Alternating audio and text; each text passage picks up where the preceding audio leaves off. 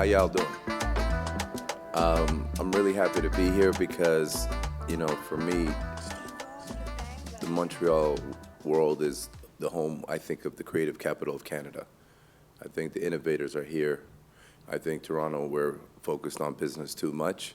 I think French Canada is focused on creativity and ideas. So just being here and being here with my, beautiful black people is something that I appreciate, something I cherish. Thank you so much. And why I find that special to me is because everybody's looking for answers. We just got our butts kicked during COVID. Everybody was, who we thought were our leaders, who were supposed to tell us what to do, didn't know what to do. And Mike Tyson always says everybody has a plan until they're punched in the face. Us was a 2-year knockout, you know what I mean, KO. So when I come here and I come to see that people under all odds and everything that they're going through are still trying to make something of themselves or coming up with something new or trying to believe in themselves and to say, hey man, I cannot watch another Netflix episode. I can't do this. I want to try something. I want to make something. It's always where I like to start with people. I always like to start with the beginning of their journeys and why their intentions got them to the point where they were ready for their friends, family, and associates to say, man, you're crazy. You're really going to do this? That's how you know that, you're something different. And that's being an entrepreneur. And I think my father's best advice he ever gave me was never let another person determine when you go to bed, which is, start your own journey, start your own hustle. So when I got the call to be here, I really wanted to see what I could speak about. But since this is about, transforming and digital and making everything new, I wanted to kind of go back, and I don't ever want to talk about my story because this time's really about yours, but do anybody really want to hear anything about what I do? Yes. Okay, cool. So thank you guys. So for me, I was just happy being an immigrant from Somalia, living in Canada. I thought we made it. And, my dream job was to be a valet parking cars, and I made that happen at 19, so I guess you need new dreams. You need new dreams. So I was able to parlay that job in valet where I did the best I could with guests, and 2 guests were 2 beautiful black individuals who said, hey kid, you should invest in your education, you should do more. But both those voices were Americans living in Detroit, Michigan. So they convinced me to take a big bet on myself, which is to quit my job that I dreamed of having and packing up my bags and moving down to Detroit, Michigan. So if you thought Canada had no opportunities, wait till you go to the poorest city in America and try to make opportunities. But what they lacked in opportunities or safety or even whatever it was, they had in heart and family and love. I always said, sometimes the poorest places have the happiest people. So when I was in Detroit, I was able to dream, and nobody told me I was crazy. But when I was in Canada and in Toronto, every time I dreamed, you didn't even make it out of your house. Your own family's already telling you you're crazy. That you go to your teachers and they're telling me, which I dropped out of high school because of this, that I was only going to be a janitor. So imagine going to your last year of university, high school prep, which is 13 OEC, and they have a janitor uniform for you, and they're like, we got you an internship with the school janitor. And that's only because my mom or my family didn't have a job that they thought, I could do, So when they already start to write you off, you already know, either you give up and you let them determine who you're going to be, or you let yourself write your own journey. And if I say it best, it's when I realized this was when I was at the hotel, all the white kids at the Fairmount that I was working at, they would work all summer. But in September, they'd be like, okay, we're out of here. And I go, where are you going? They go, we're going to university, and they're paying for it.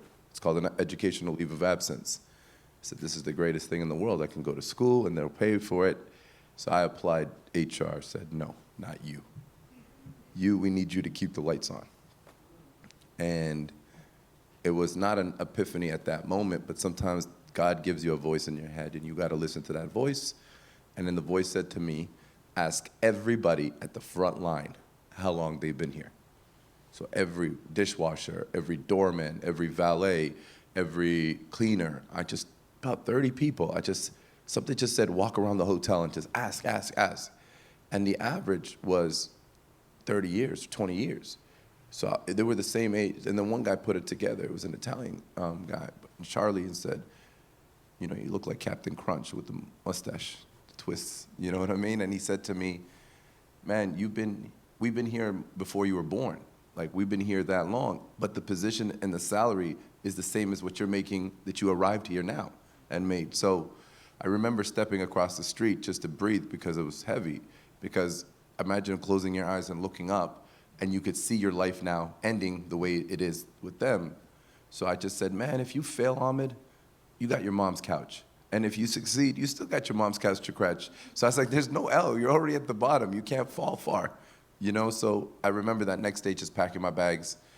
And then also I forgot that I dropped out of high school, so I had to go into school that I dropped out from, go in the back of their computer systems, change my grades to look like I graduated, and then hand the transcripts over to Michigan, and they didn't care. So when I started my life in America, I was immediately mentored, right?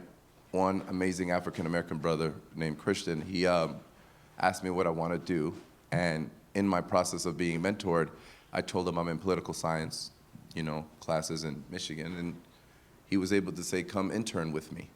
So imagine as a freshman Canadian immigrant, I'm working in the United States Congress, and, you know, he was a big guy during, you know, my congressman was the top. If Nancy Pelosi was to die, like 3 more down was my congressman that I worked for. But they didn't see me as a kid from Scarborough. They didn't see me as a kid from Africa. They didn't see me as a kid from Canada. They just said, oh, that kid has potential. Let's put energy into him and see where he goes, you know? And what I didn't know at the time was my congressman was the one who helped Rosa Parks and her struggle and get her out of jail and move her from the South to Detroit. And she worked in his office until she retired. So when you start to see how the black community in the 60s really invested in their own community, it's something that I can see in Montreal more than I can see in Toronto. Because the only reason why they did that is because they were not allowed to integrate into their own societies. So like Alabama, black, white, black, white. And I feel like as much as Montreal is Montreal, Quebec is still Quebec. So you guys have a very similar struggle to the people in the South, because it's only for you guys, by you guys. There's just no choice. There's just, nobody's coming to help you guys, right? So in Toronto, they play the, oh, well, I'm from Canada, but they just realized later that they hit a concrete ceiling that was designed for them. Like, they could get the job, but they can't move up and be VP. They can't be CMO. They can't be CEO. So there's not like, they get you in another way. But I think in Quebec, it's very transparent, so it makes entrepreneurship more easy. Because if somebody doesn't love you, then you just say, I got to do it for myself. But in Canada, in Toronto, we still think they love us. So it's a different energy. So with you guys, why I see more ambition and why more passion and why more education is because you have the ideas. You know nobody's coming for you. Superman is not coming to, I don't know how to say this, La Chenie or whatever this place is called. It's not coming, they're not pulling up. So self-made is becoming a mandate for you guys, being self-made. So with that being said, you know, I just worked my butt off in Congress, and then I realized politics is not for me. 300 votes, 400 votes, just to get one thing passed, like a school shooting. Like, it just wasn't right. So I went up and did more schooling, and my background became public relations. And in my PR background, I just wanted to see how to make things work. Because a lot of the stuff that happens is not in the boardrooms, it's not in the House of Commons debates. It's somewhere at a bar or somewhere in a back room, and they've already made the decision, so when they come on stage, it looks like a theater, but it's not really happening there. So I wanted to be in that back room, and in public relations, I decided the best way to do it is, in the recession of '08 in the US, nothing was hiring, but the only thing making money was sports and entertainment. Because if people are poor, they watch TV. People are rich, they go to games and sit in shows. So either way, they're making money. So I just wanted to be in a recession-proof place. And that's even what I would like to ask you guys, is your product recession-proof? Ask yourselves, anything you do, does it have oxygen without you always fighting to put it on the shelf? That's very important, because there's a lot of different little jobs in this world, but nobody realizes that there's people who print money without trying, because the thing that they have is such a necessity. And we only learned that when we started to see people stuff something in our nose and charge $150 for a COVID test that costs $1. You know what I mean? Or masks that cost 10 cents and they charge us 20. So you start to realize when you own a piece of that monopoly board, no matter what, if you play the game of business, somebody's going to come by your board and somebody's going to touch you, you know? So, you know, I was able to start a career in sports and entertainment and work for the NFL and then NBA and the Detroit Pistons. And then I met a player who was very controversial by the name of Allen Iverson. And he was really, you know, able to change how I think of things because he was like this young guy that everybody loved and hated, but he was opinionated, and most of the time he was right. He just didn't know how to articulate it, and he didn't know how to speak on his thing. So I helped him, I worked with him, and then that opened me up to all the other VIPs and celebrities that I work with, because after that day, people realized this guy can make things happen. He can connect dots is what we call it. And I think in business, it's all about connecting dots. It's about taking one thing, finding another thing, and then finding it all working. Sometimes you're only connecting one dot, which is making the product, but then you still need a supplier, then you need a distributor, then you need a branding campaign, so it's always knowing that each one of the things that you unlock have to be just as good as the thing that you created, which is the product. So just sometimes I have great product that I build, and I just keep it on the sides because it's missing pieces. And the pieces might not be the product. The product might be great, but it's missing the person who's going to push this through. It might be missing financing. It might be missing marketing. It might be missing staff. So I think there's always supposed to be a holistic plan and a comprehensive plan when you go into connecting these dots. And I was able, in the process, to have a great career, invest in, you know, back home and do all these different things. But the thing that I realized was I enjoyed the most was seeing an entrepreneur go from zero to hero, or seeing somebody who was sleeping on couches to become the biggest artist in the world, which is The Weeknd. I remember him when I first met him in 2011. He was sneaking into, or his team was sneaking into universities because they didn't have access to a laptop to finish their album. You know, they didn't have Adobe.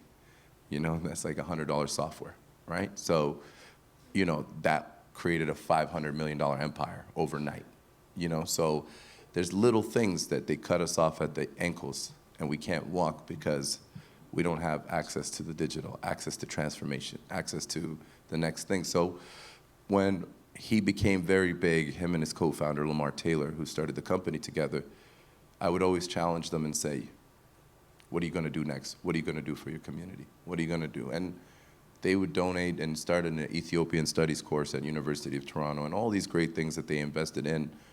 But I learned a long time ago in my marketing company, the best things the celebs do is the things that they think that they created for the community or for themselves.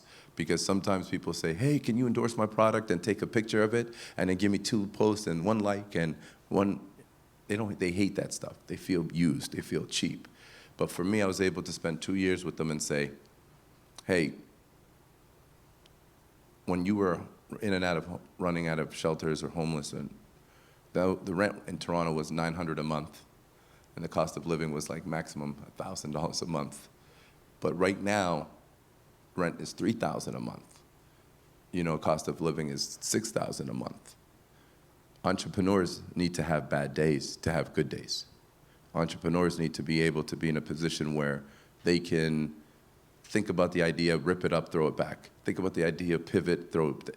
It takes time to breathe. It even takes longer than it's easier to have a baby than to build a business. You know what I mean? So for me, I was trying to explain that to them and saying, right now, we're in a rough time with entrepreneurship where people they can't afford to have a bad day because it's do or die. So I've been in that position for too long, and I explained it to him, and he took it away, and we basically decided to build a school for entrepreneurs. And our first city that we chose was Toronto. And thank you, brother. And, you know, I wanted to basically take everything that we've learned on the road, on our journeys, on our struggles, even our friends, and say to them, hey, you just went from 0 to the VP of Microsoft. Congratulations. But when you die, can you say on your tombstone, I took Microsoft from 2.7% to 3%? No, you can't do that. So why don't you take everything that you've learned in your career journeys and help us take that information and put it into academic programming so young people and people who want to start their own businesses can have a cheat code. Because a lot of things sometimes people don't understand about life is you have to have cheat codes or somebody keep the back door open for you. You know what I mean? I just came from a conference in San Diego with the biggest entrepreneurs in the world, biggest CEOs in the world, and the conference is literally called Take Over the World because these people have more money than governments, you know? And I sat there with them and I'm like, why are we having a conversation about helping minorities? It's like, we don't need to do that. We don't need to do anything different. And Van Jones was there from CNN, and he was like, it's okay for white people to feel selfish and be selfish. We're not asking for a handout. We're saying, make your community better by investing in people equally. That's all we're saying. If our idea is crap, it's crap. If our idea is great, it's great. But just investing in everybody to make a better spectrum makes neighborhoods more diverse. It makes the community more happy. It makes all of a sudden people who would have never tried Jamaican food or Haitian food or African food say, damn, I was stupid. You know what I mean? Why was I saying no to flavor? You know what I mean? Why are we anti-flavor? So, you know, that's kind of what so I was trying to explain to them and say, look, in America, you guys could become on Shark Tank and be famous overnight. You can't do that no matter how hard you try in Dragon's Den. So our reality in Canada versus America is they have a rocket ship that could take you up, but that rocket ship doesn't exist either if you're in the middle class or poor class. It's just something you gotta kind of find, the American dream. You gotta kind of find it.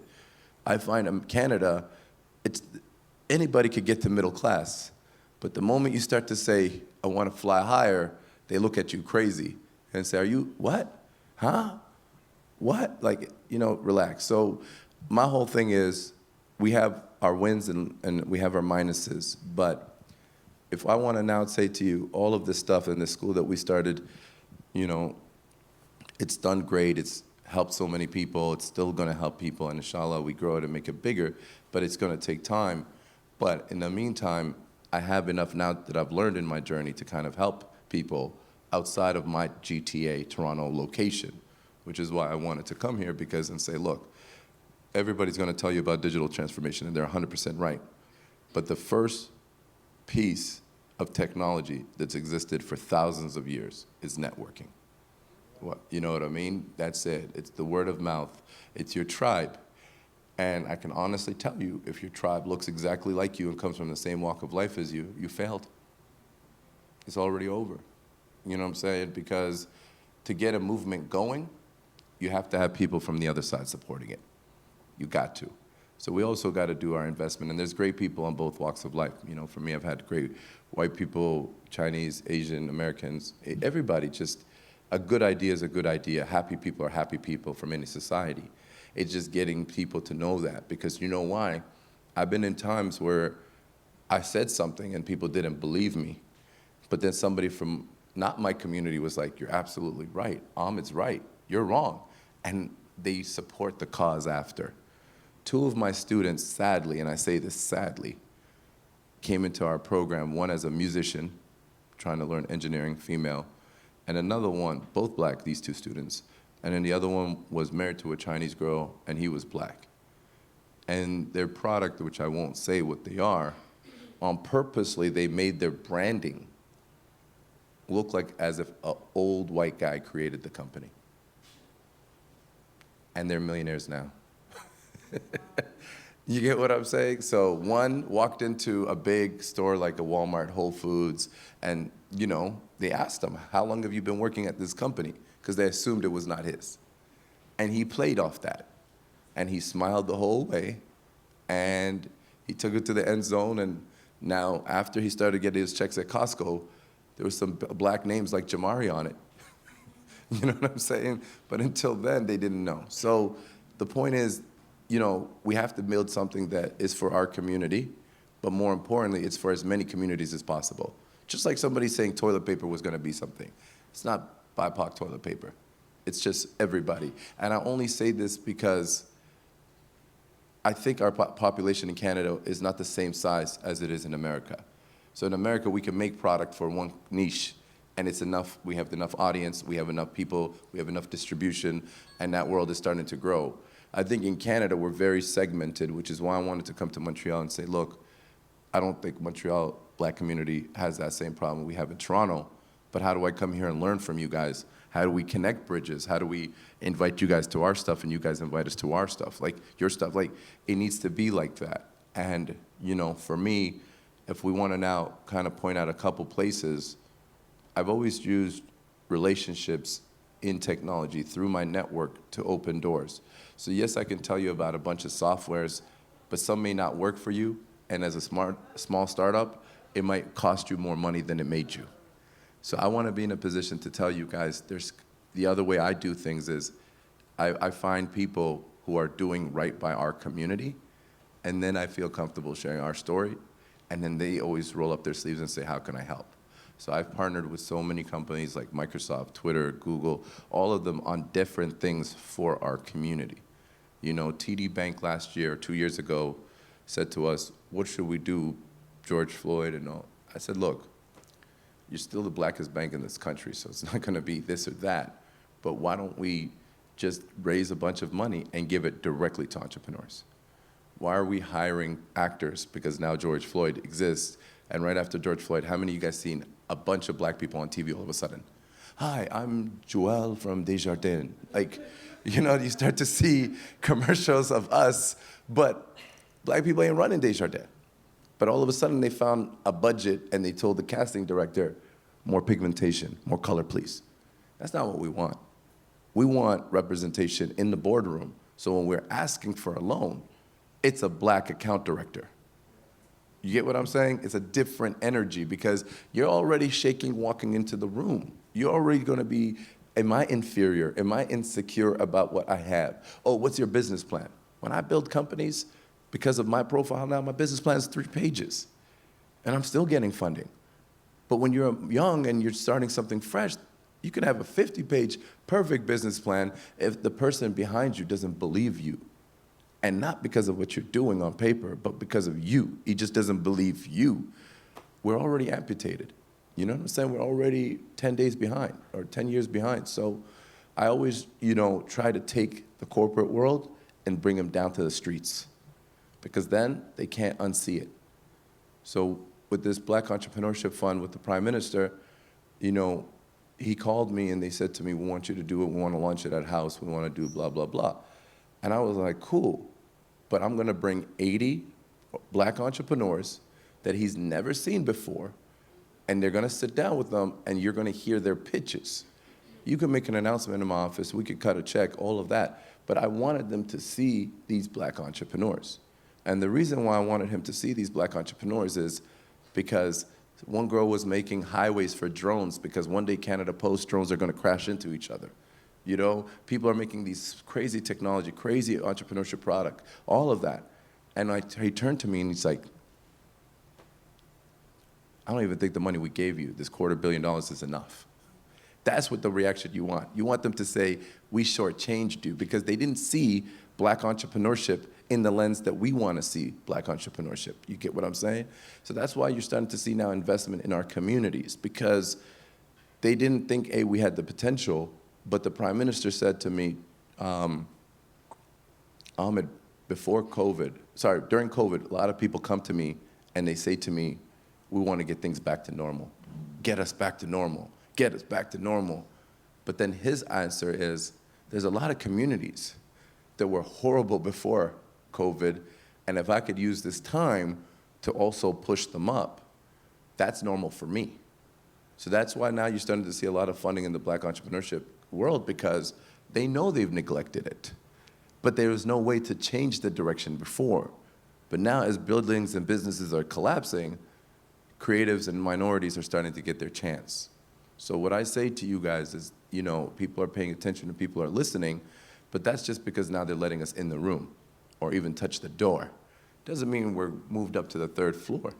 You know what I'm saying? We're nowhere near that. We're just allowed to, and that's why I want you guys to understand that momentum is so important, because when this room looks 10 times more full than this, when we can't do it indoors because there's not enough space and it's outdoors, Then they start to say, holy crow, it's election season. We got to be around. How many? Oh, that's 10,000? Oh, that's 3,000 votes. Some of these votes you've seen go down to 1,000. The wire, right? So when you start to have that type of power, then you have that much purchasing power as well, because that's your community.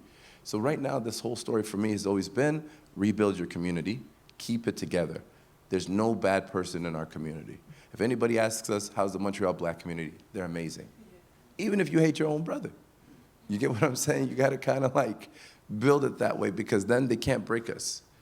Then it's black-owned streets after a while. Then it's black-owned neighborhoods. And when you do that, then you vote as a block, then they negotiate with you. Then they want to talk to you. So for me, networking is very important, but keeping our community and growing it, because this is year one, and I want to give the organizers a round of applause, because for them, you guys don't understand it, I understand it. I see their thing, I see what they're going through to build something. They always say, you never want to be the guy with the boat, because he never enjoys using his boat. You want to be the guy who gets invited to be on the boat, because then he has a six-pack of beer and he looks like the hero because he brought the six-pack. Not the guy who maintained the boat, paid for the insurance, got the government off his back, got the damn license. You know what I'm saying? Nobody wants to be that guy. They want to be the guy who comes in 5 minutes later and says, hey guys, what's up? I got the beer, and gets an standing ovation. So I will tell you, there's people in our community that are listening, and they're looking for people like you guys. So when I did the deal with TD, and I hope they get to do it again, because I would love to come here with this opportunity, I just went and started directing commercials with minority entrepreneurs. I just said, forget it. We're not gonna hire actors. We're gonna pull up in neighborhoods that have great people, and instead of other people bothering us, we're going to give them their opportunity to be in a commercial, star in a commercial, and use that on their socials to blow up. You know, and they loved it. And I told them, this is your B365 strategy. They go, what's that? I go, Black History Month's not February. It's beyond February, so this is your Black 365 schedule.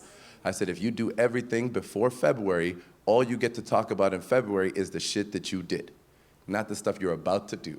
You understand? And then the last thing I was gonna say is Shopify. I have a great friend there who's one of the creative directors for The Weeknd. His name is not The Weeknd, sorry, Kanye.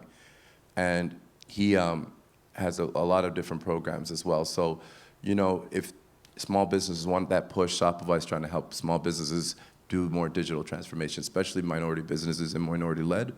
So I'll definitely try to introduce you guys to one more, share his resource to the Orange Village team, so then you guys can, you know, have more people and more communities, because that's what we want to be able to do. We want to be able to use this platform that these guys and your team and your family's building here and invest in it. So when, God forbid, something happens and there's another bad issue in our community, they invest in programs like this that invest in you guys. So thank you.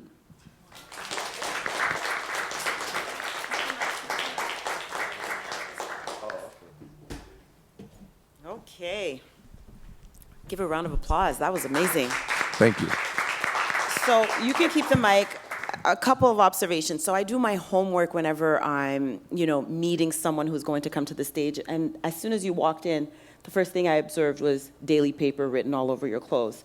Yes. And I did a quick search and I started looking and I was like, okay, I know he's coming here. He's going to talk about Black-owned businesses and the importance of buying Black and that sort of thing. And I noticed that online, although it was a quick search, that the company was founded by three founders from Amsterdam who are of African descent. And, you know, it started off as a blog, hence the name Daily Paper. And now they have a clothing company. I saw online a whole bunch of people, a whole bunch of celebrities that we know are wearing it. You're wearing it on the stage. And so a great representation of the importance of buying Black. But for a lot of people, buying Black, they may not necessarily know what it means. I mean, I'd like for you to kind of explain, we know that buying Black is important, and it's so much more than just supporting a Black person. It's giving them the resources that aren't available to them, that white people have, that we don't have. And so just want you to go a little bit further into that, into how important it is to support Black-owned businesses, but not just because they're Black, but because it's giving them resources that aren't available to them. I mean, you got a very good eye. Yeah. And God bless you for that, because for me, I know why I wear daily paper is because when I was building Hxouse, and this is me as an owner of a company, I didn't want to build a company that only had one POV, which was my POV. I wanted to travel, I wanted to learn, because I'm building an accelerator, an incubator. It's not for black people. This accelerator and incubator is the best accelerator and incubator that God has put me on this earth to build. And gender demographic is optional. I don't care who comes through my door. Yes, I created Black Hxouse to have our black community have an opportunity, separate and in conjunction with Hxouse itself, to have multiple more opportunities. Because as 3 black founders of Hxouse, we could do that. We call our own shots. So we could say we want to create community opportunities and extra community opportunities for the black community specific to that. So when I traveled through Amsterdam and Europe and all of this stuff when I was building this incubator, somebody stopped me and said, man, you got to see these kids. They out here quietly killing it. And what I started to see was the investment in their infrastructure in the most expensive areas in Amsterdam. I'm talking about the Bijenkorf, which is Holt Renfrew for you guys. Like all of these big department stores, they were under 20, under 30 years old, and they had like 4 stores, and they were in the big retails. And then as I started walking around, the younger generation of Amsterdam was spending just as much money on them as they were Nike and Adidas. But it was cooler for the kids to wear their stuff. And then their brand just kept getting better. And I was always there just from a support standpoint, because they also in Amsterdam are choked off. Some of them were raised in refugee camps up until 18 and then released into Amsterdam. You know, like they were, like Europe has very draconian laws where they keep you away from even the city that you're trying to, you know, it's this weird thing. So for them to do all of this and not be allowed to do it, but the culture is why they did it. Because black culture permeates everything. If you go to any clubs in Montreal, Toronto, anywhere in the world, it's black music, it's black heart. So it's like everybody loves us until it's time to write the check. So with these kids, they did their thing on their own for so long, and then what I loved about them was they were the only people that were going to give collabs to black artists. So now, Wizkid, Burna Boy, yep. Can we get this mic? All of them, Jay-Z now, like all these people wore their stuff, but I'm talking about they would collaborate with these artists that Gucci would just say, you could buy our stuff. These guys were giving them whole collections, then throwing a party, then throwing a concert. So they went over and above. And now they're doing like 30, 50, 60 million euros a year. Like they're crazy blown up. And during COVID, right before it started, they opened the biggest store in New York City, bigger than Ralph Lauren. And then the rooftop, they said, oh, and all the models, like all the mannequins, African silhouettes, African sisters. You know what I'm saying? They broke the mold, right? So for me, even the shirt that I'm wearing, Auntie Lucy's, is a burger joint from a Ghanaian kid who made this company, Auntie Lucy Burgers, Ghanaian burgers and Ghanaian fast food, in honor of his grandma that passed away. So Auntie Lucy is his grandma. But he's making crazy merch, right? He's making crazy clothes that you're wearing a burger joint's shirt from African Ghanaian owners that is his grandma. But when my mom touches the shirt, she's like, the shirt's a premium quality, the thing. So I think what I was saying a long way is you have to invest in your quality of your product. And if your quality of product doesn't have the TLC, the tender love and care in it, that people can identify with it immediately, like my brother with the chocolate, he's downstairs. His packaging is A1. You know what I'm saying? You put that shit next to Lindt or Godiva, you may forget. You know what I'm saying? And that's the point. It's that little extra details that you have to do. Thank you. We're going to take questions from the audience, but if no one wants to stand up yet, I will continue. The mic is right here in the middle. So if you have a question, Ahmed is there to answer. I'd really appreciate you guys asking your questions. Est-ce que vous avez des questions? Soyez pas gênés, on est ici pour ça. Je sais que vous êtes ici avec des questions. I'm going to keep going. Don't be shy, y'all. Don't be shy. You have one? Okay. Cameraman got one. That's why y'all going to be working for him real soon. Yeah. Because what we call is ambition. Yes. My question would be, how did you break let's say, the stigma from the corporate world, to be able to get funding, and when you like have more like a street background, or like you're not suit and tie all the time. So how were you able to navigate through that world? I think for me, the streets are way easier than the corporate world, because growing up in the streets, you had to worry about getting hurt, getting injured, chasing cops chasing you, you'd run it from there. I think being in the boardroom or being in a room with politicians, to me, is a joke. And I don't say it in the wrong way, because I just say it from a safety standpoint. Nothing wrong is gonna happen to me in this room.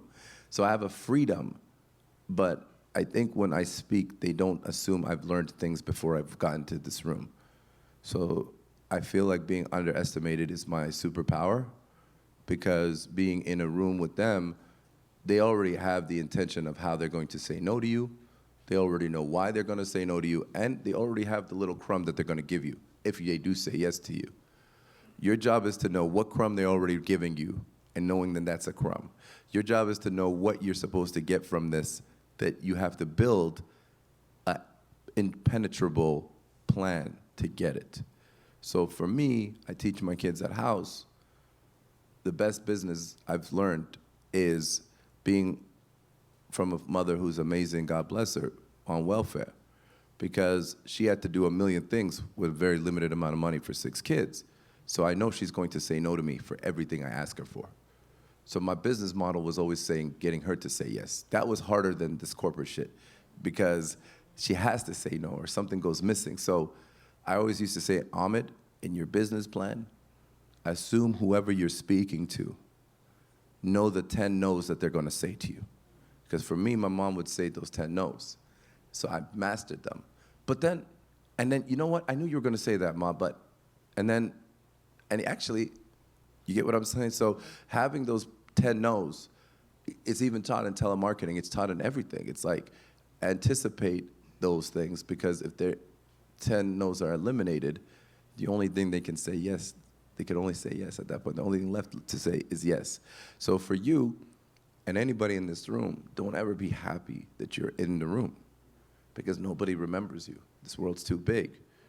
If you're in the room, dominate. You know what I mean? Dominate. You don't want to be in a position where your favors that people owe you, even if you get to a point where somebody owes you favors, that one favor of you being in the room counts as your favor. You want to be in a room that impresses people so much that they're like, damn, this doesn't even count against the one I owe you. I'm going to do this one. You know what I mean? Because it's not a favor if you made them look good as well. So I think that's the advice, making sure that you do your homework before you get into the room. Anticipate the 10 no's. And then the deal also has to make them look good and feel good and maybe even make them money. It's not a one-way relationship. You know what I'm saying? And you know that. Vous avez une question? Okay, please. Okay, we got a boss now. Please introduce yourself and ask your question. Ok, bonjour, je m'appelle Sylvain Thibois. Oui. Je travaille comme consultant en finance. J'ai une question, je vais la faire en français. Je sais que vous allez faire une super traduction. Franchement, merci d'abord pour tout le speech et tous les conseils qui ont été donnés. J'ai une question.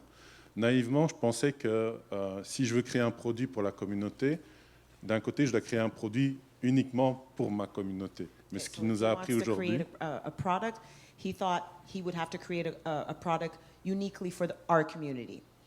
mais ce que j'ai appris aujourd'hui, c'est qu'il faut le créer pour tout le monde. And what I learned today is that I have to create it for everyone.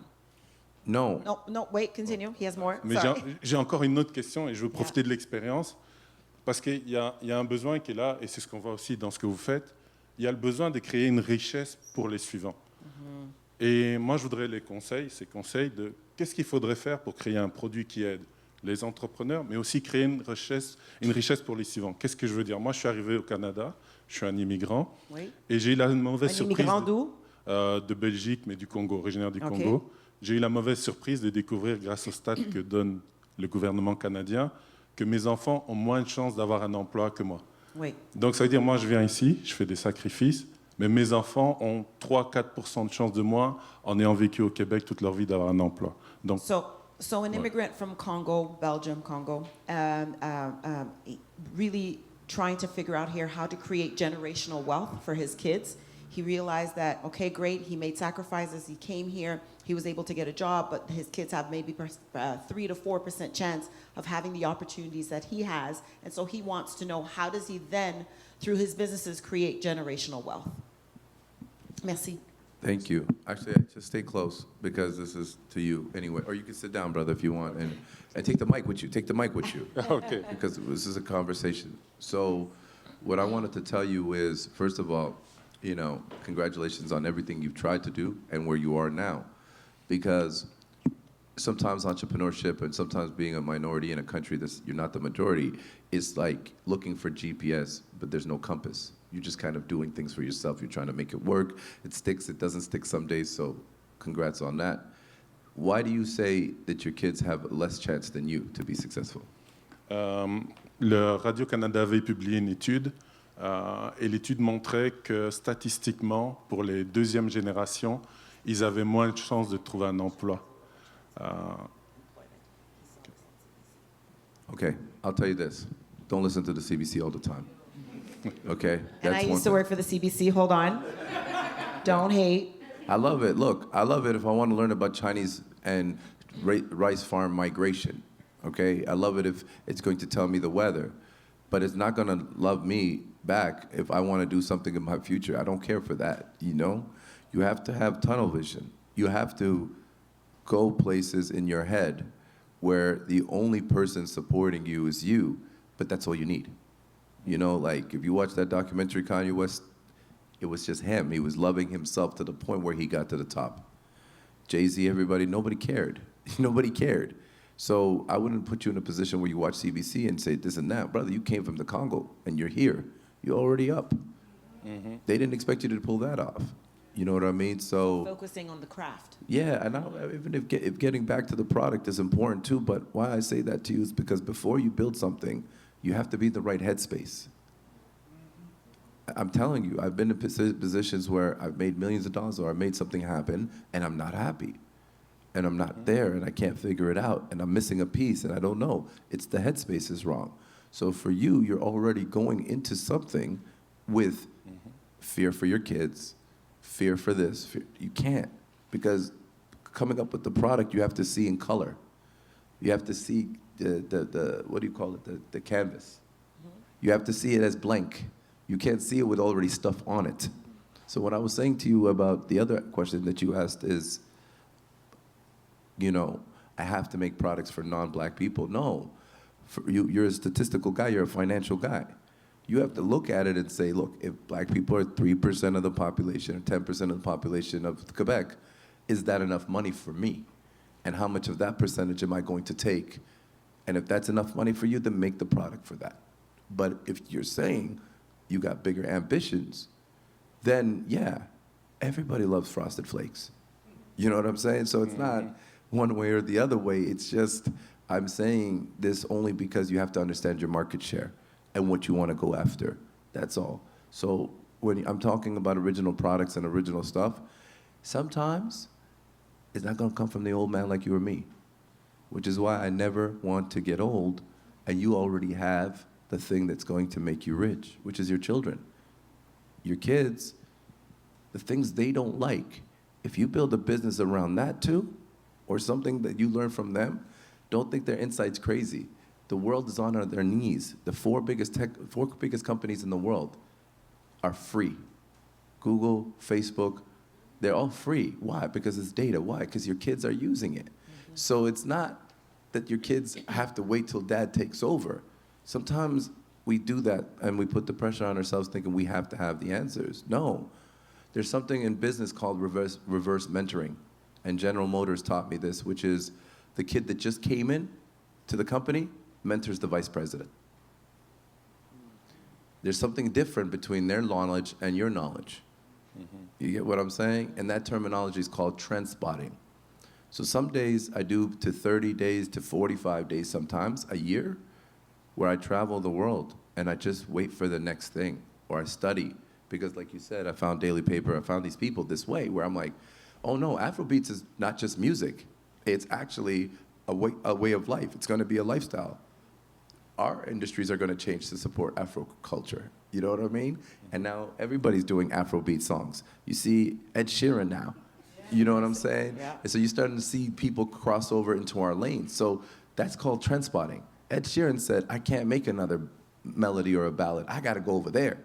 Them boys is getting down. So for you, it's the same thing. For everybody in this room, don't rush to spend your money on something. Rush to spend time on exploring ideas and learning something and figuring it out and extracting what the wave is. And that's what we cool kids say, because the wave is what you're trying to ride. Sometimes you're not riding anything, you're just buying something and the water's flat, or you're building something, you want a tsunami. So the thing that you buy has to be a tsunami. The thing you invest in has to be a tsunami. So sometimes you wait to be great. You don't rush. My co-founders were 21 years old when they became millionaires. You know what I'm saying? I'm in my 30s trying to get it together and catch up to them. So you have to wait to be great, but you sometimes have to save it. You know, in like Fast and Furious, the button with the accelerator? Yeah. They don't use it at the beginning of the race. They use it at the end of the race. They use the NOS at the end of the race. So what I would say to you is spend more time listening to yourself. Spend more time away from the wrong consumption of technology, which is what you just did with CBC, and spend more time using that beautiful brain of yours to go to things and see things. Because I seen TikTok before it was called TikTok 5 years ago in China. Musically. Yeah, and I was in China, and I was seeing people get paid to talk to people for 8 seconds. And I was like, what the hell is this thing? Yeah. And people were telling me, guys are giving their whole life savings to talk to these influencers, and now it's called TikTok. You know, so if you travel and learn these things, and God willing, China opens back up properly, just go to Shenzhen and just go see the factories that build everything, because it's like a tourism for you. Your eyes will just explode. Just go spend that money on that, and no more F1 Formula 1 Grand Prix for you. I think also what's really interesting is we forget, you mentioned it, but we forget how many non-Black businesses, celebrities, shows we watch, excuse me, so many of those things that trend were really founded by things that Black people do. And so you have to keep that in mind. I'll give you one. Yeah. Steve Harvey, The Big Time Show. Yeah. Have any of you guys watched that show? Yeah. Okay, it was like a cool show, right? And they told him after 4 years, we're not gonna renew. Yeah. Somebody stole it and called it America's Got Talent.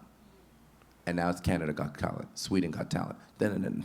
Would they have franchised him? No, but they took his idea and did that. So that's $1 billion franchise. So I think we do have the talent and the creativity.